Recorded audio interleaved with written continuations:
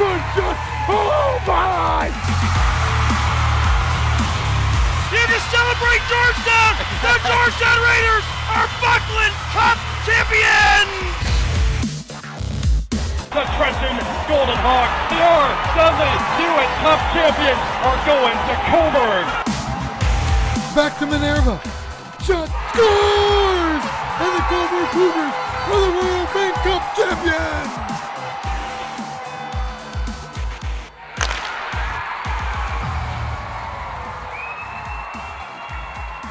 Well, just when people were thinking they could count the Chargers out, Mississauga got it in gear and vaulted itself back into the playoff race. More on that coming up in just a second. This is the OJ Today.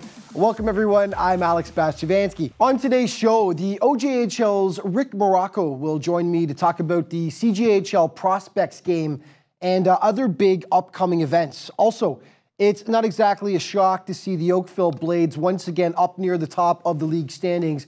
And we're going to go in depth to find out what's been working for them so far in this week's team report. But first, OJ game highlights. And just 2 weeks ago, people were writing off the Mississauga Chargers. After a great start to the season, the squad was in a tailspin. But apparently, all their Christmas wishes came true in the form of a winning streak. And that's got them right back in the thick of the playoff hunt. They hosted St. Mike's on Sunday. OJ Highlights now brought to you by Cool Sports, official apparel provider to the OJHL. The Chargers had won 3 of 4 heading into this tilt with St. Mike's, and they came out gunning. Samson Scholten, his strength is in his hair, knocks home the rebound here. Mississauga goes up 1-0 then. Late in the period, definite top 5 nominee here. Paul Violo, playing a sweet tune, turns Adam Lavoie inside out. One of the best goals of the season so far. Missy extends its lead to 2-0. Even Max Rutledge had to have a little chuckle. He couldn't believe how sweet that one was. Second period, Luca Durante had a huge game for the Chargers. He flashes the leather here to Rob Ty Jackson. Nice save. St. Mike's spent most of the second frame in the box, and it hurt them. Chargers on the PP. Kyler Matthews from the point. 3-0, Missy. They look good on this day. St. Mike's would notch a deuce in the third, but 2 empty net goals sealed it for the Chargers, who are looking better with each passing day. The defending national champs, Coburg, taking on Aurora. The goalies coming up big early. Bradley Van Schubert, the van man, stops Sam DeLuca first. And then at the other end, Jorgen Johnson returns the favor as he sprawls to make the nice save right there. Tigers hit first with the man advantage. Jake Bricknell from the point, the one-timer. Kaboom. The Howitzer 1-0 for Aurora. Second frame now, just as the Coburg penalty expires. Another bomb from the point. Christopher Giraudet this time, and oh baby, that is a sweet shot. 2-0 Tigers. Then take it away, Kevin Dean. Had to be picked up, and here come the Tigers now, flip near side. Penalty coming up. Esposito on a 2-on-1. Center ice pass. What a setup, they score!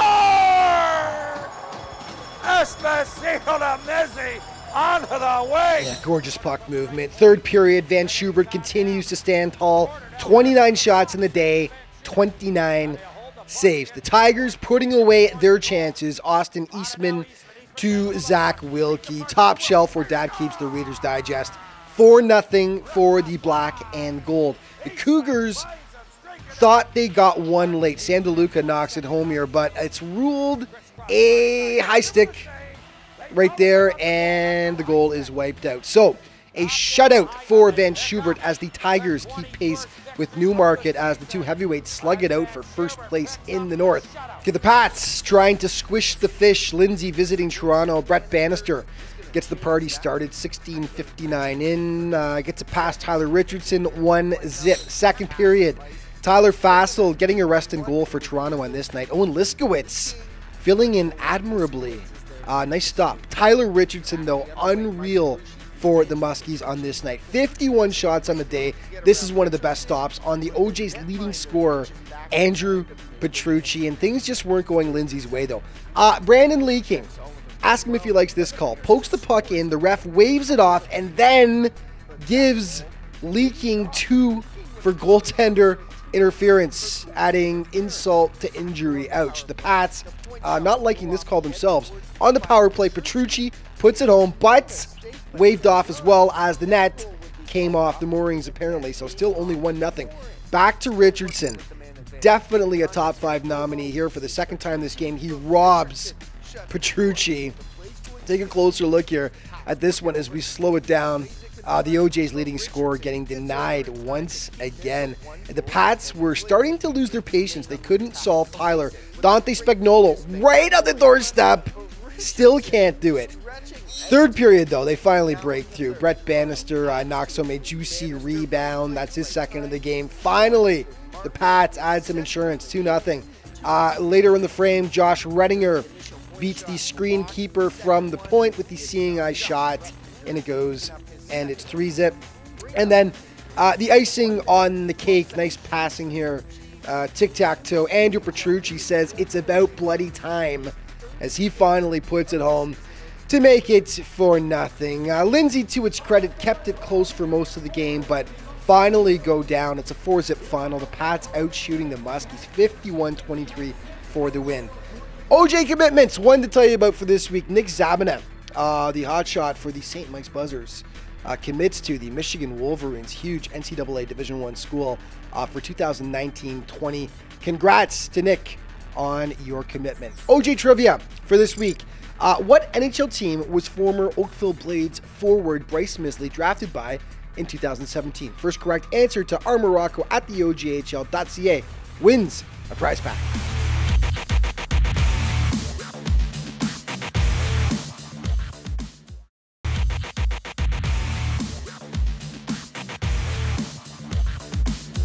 Hey folks, welcome back to the OJ Today. As promised, the OJHL's Director of Business Development, Mr. Rick Morocco, is going to join me now via Skype to discuss some exciting events upcoming in the league. Rick, welcome to the show again, buddy. Second time now for you. Happy holidays. Did you have a good time with the family? Yeah, it was great, Alex. Thank you very much. And hopefully you had a great time as well with yours. It was a nice little break, can't lie, but we're right back into the swing of things now, aren't we, buddy? And we're going to talk about some upcoming events with the league and the CJHL in general to start off with.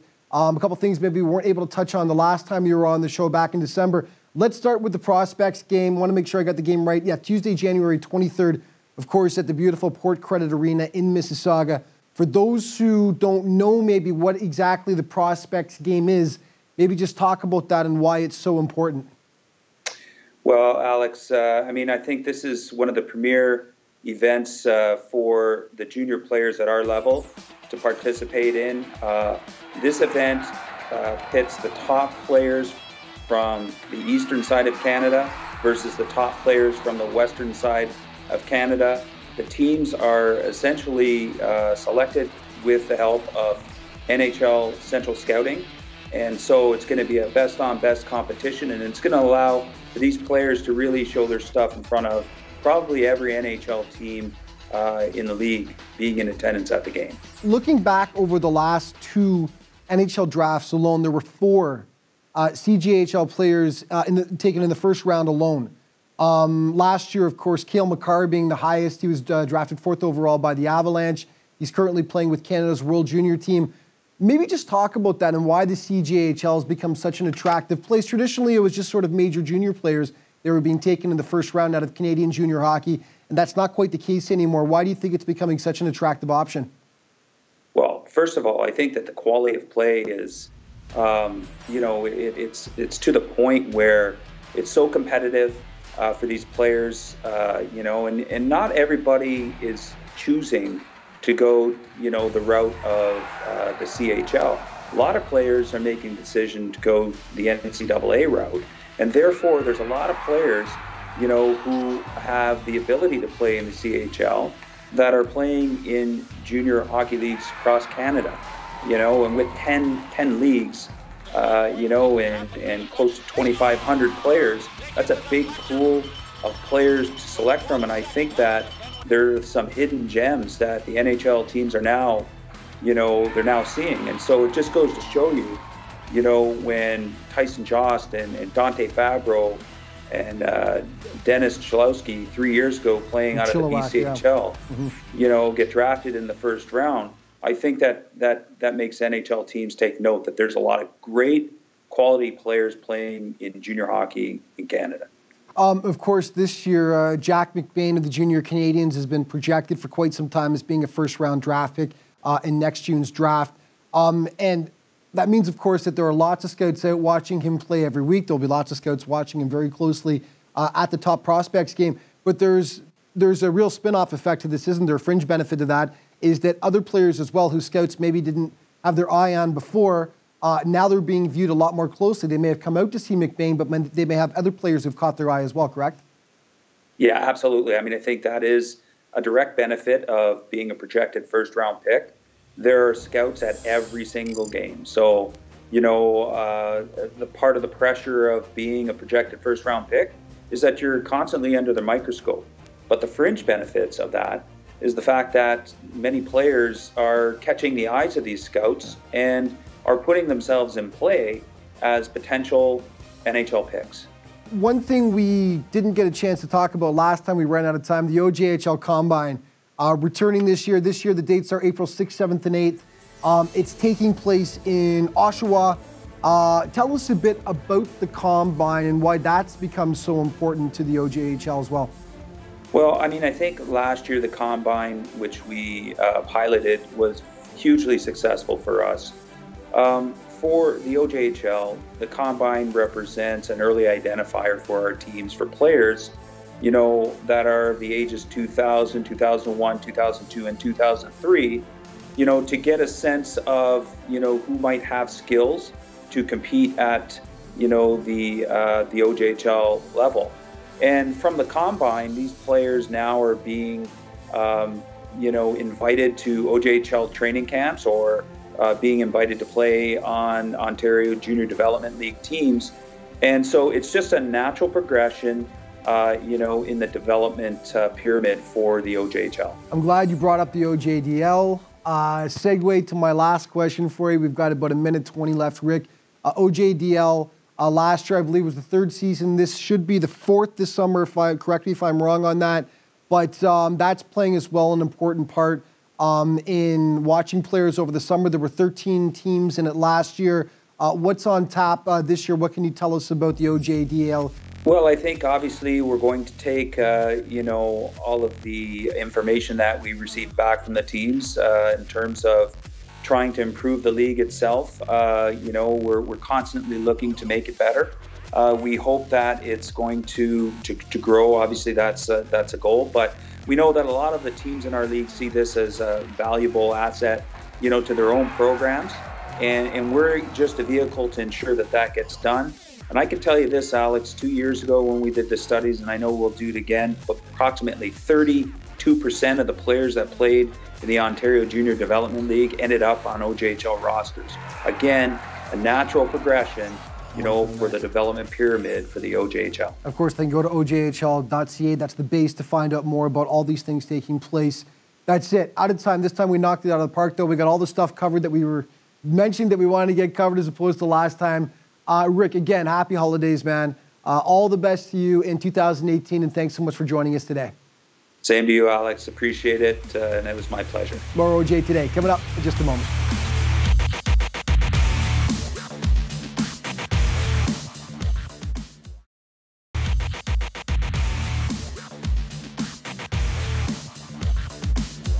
Hey folks, welcome back to the OJ Today. Well, the Whitby Fury just continue to bring it. After notching just 3 wins in their first 25 games to start the season, the Durham boys have been one of the best squads in the league over the last month. The team that was once left for dead suddenly has others nervously glancing over their shoulder as the Fury slowly but surely have clawed their way back into the playoff race. And on Sunday, they squared off with one of the teams they're chasing, the Trenton Golden Hawks. Whitby 12 points behind Trenton, so they've got a lot of ground to make up. Just 120 and Fury on the power play. Matt Sherwin puts it home to make it 1-0. No big deal, right? Well, take another look though. Sherwin, I think he played some footy in his youth. That is some serious skill as he kicks it to his stick. Whitby up 1-0. 8 minutes later, Mastrangelli from the point floats it past the screen keeper.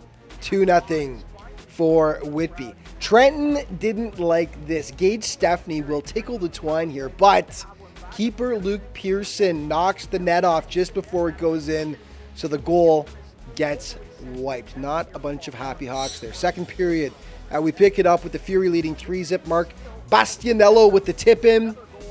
4-zip for Whitby. The Hawks do get one back, short-handed no less. Max Ewart steals off to the races. He beats Pearson, and the deficit is cut to 3. Third frame, though, Whitby puts the hammer down. Dylan Laddie with the tap-in out front. All Fury, all the time in this one. It's a 5-1 final. The Hawks were short-handed for this game and had a few call-ups in, but as Whitby's Joe Roy explained afterwards, that can often be a dangerous thing.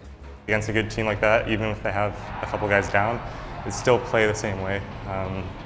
Those APs are trying to work hard. They're working extra hard compared to some of the other guys, trying to make a name for themselves. So we got to step up and make sure that we break it down. To the dogfight that is the South Division. 4 teams within striking distance of first place. These are 2 of them. Follow the flying puck here. Eric Ciccolini knocks it home to break the ice. Did you see it, though? Take another look. Ciccolini channeling DiMaggio here. The baseball swing and a backhander, no less. That is pretty sweet, and it's 1-zip. Canadian second period. Vegas Golden Knights draft pick Nick Campoli off to the races.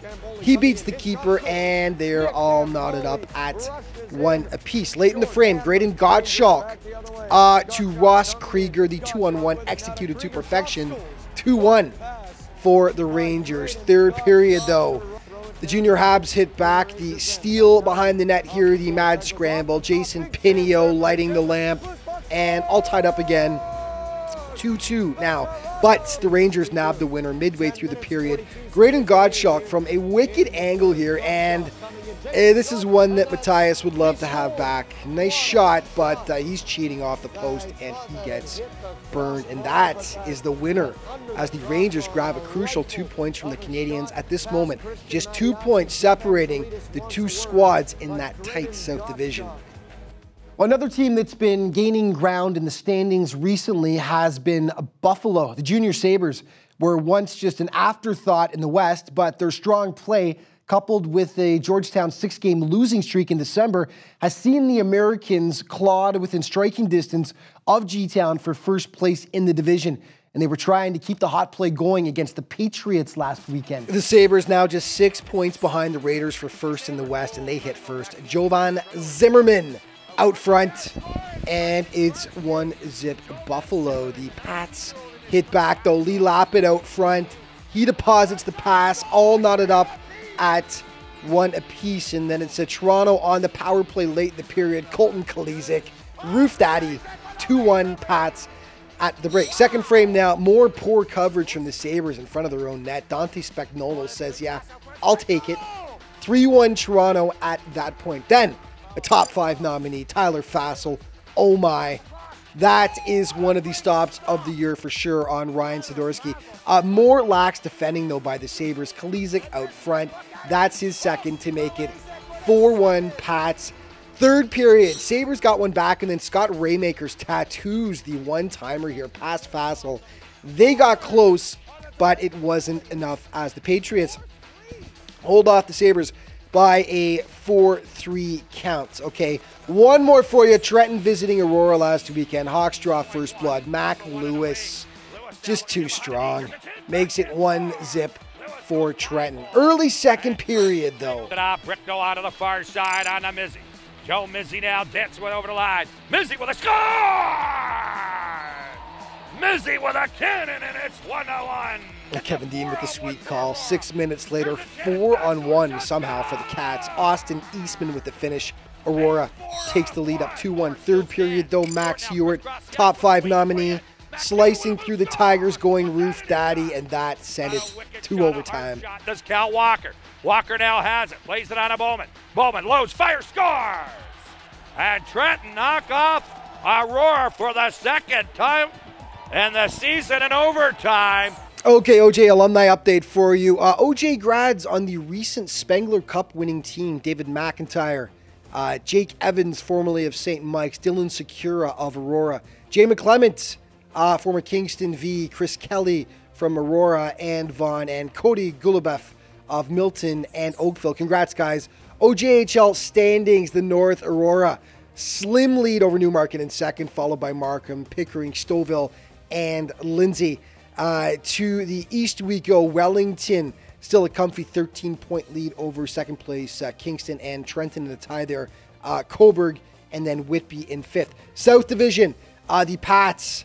Look at the difference, though, between them, Oakville, North York, and the JRCs. Just 6 points separating those teams, then followed by St. Mike's and the Chargers. And in the West, Georgetown, as mentioned, just a 6-point lead over Buffalo now, who's made up ground, followed by Orangeville, Burlington, and the Ice Hawks in last right now with 6 points on the season.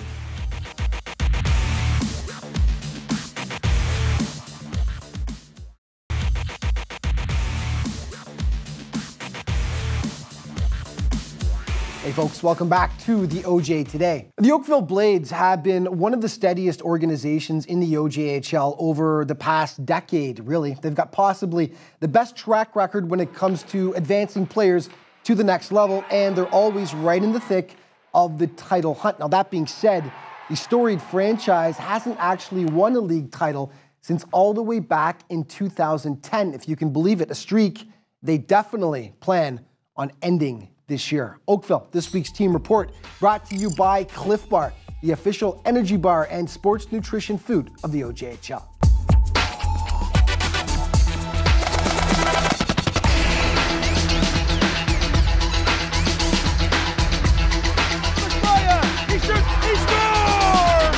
Without fail, if you look at the OJHL standings year in, year out, you'll see the Oakville Blades in the thick of the title battle. Last season was no exception, as the Blades finished first in the South Division.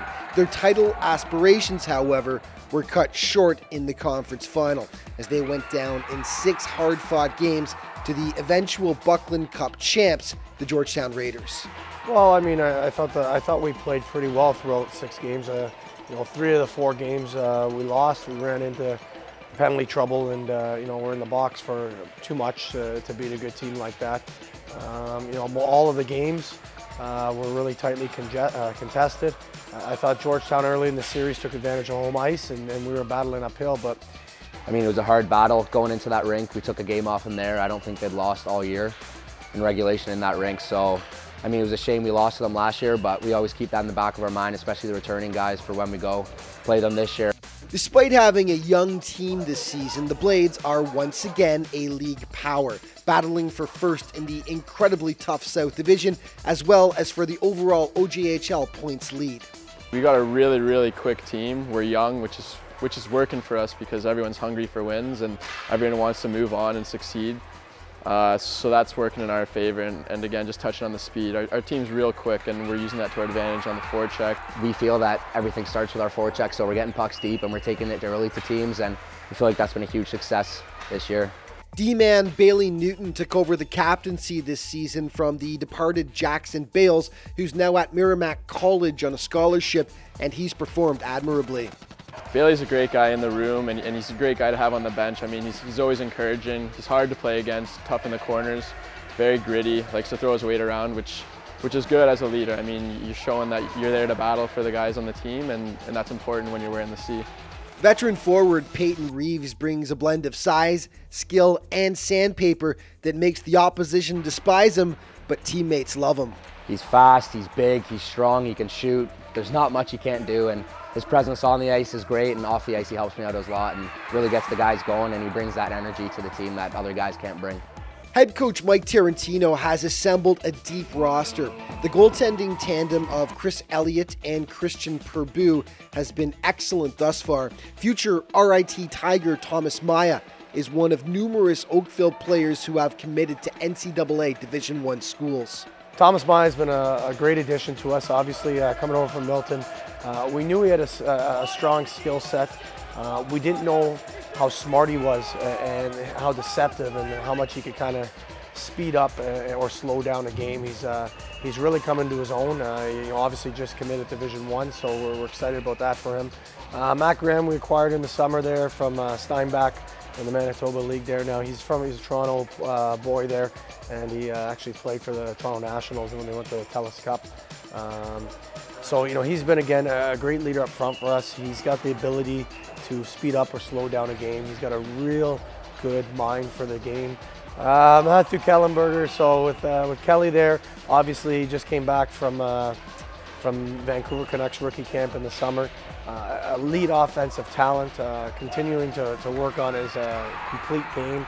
We're hopeful that he gets picked up in the NHL draft this year, and he'll be heading off to Princeton next year. But a guy that all the other teams are definitely aware of and probably looking to key on when they play us. The Blades feel they've got the goods this year to go all the way, but in a season where their own division is the most cutthroat in the league, they know they can't let up for even a second. Well, I mean, the standings are kind of funny this year. The South, there's 4 teams up there with real good records. In fact, I think any one of those 4 would be tops in any other division, if I'm not mistaken, or close to it. The interesting part is, one of those teams is going to be on the road the first round. So you want to do what you can to finish as high as you can to get home ice. I mean, I think the real question is, what can't we accomplish? I mean, we have the team to do it. I think we can go all the way. We showed it this year. We've beat the best teams. We've beaten everyone in the league. So we've got good tendies with Chris and Perbs, good back end and good forwards. I mean, we're not really lacking much right now. So we keep playing the way we're playing. I think we can go all the way, no questions. Okay, before we go, the top 5 brought to you by Chaos, the official hat provider to the OJHL. Number 5, Trenton's Max Ewert going through the Tigers like a warm knife through butter. And the sweet finish, very nice. Number 4, the Canadians' Eric Ciccolini channeling Joe DiMaggio here with the baseball swing. Backhander, no less. Gorgeous.